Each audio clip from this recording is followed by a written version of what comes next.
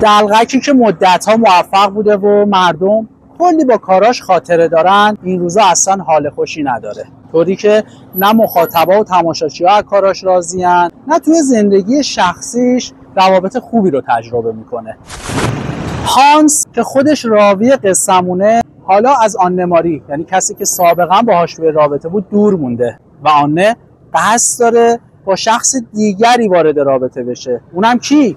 رقیب هانس. هاینریش بول، نویسنده آلمانی، توی کتاب عقاید دلقک فقط به این قسمت بسنده نمیکنه، بلکه موضوع رو ادامه میده با پل زدن به خاطرات دوران نوجوانی و جوانی هانس. البته به روبروی اون با مقوله مذهب هم اشاره میکنه و همه اینها کنار هم یه اثر فوق‌العاده دراماتیک و البته جذاب رو برای شما آماده کرده و من بهتون توصیه میکنم تا جای ممکن وقت رو برای مطالعهش خالی کنید.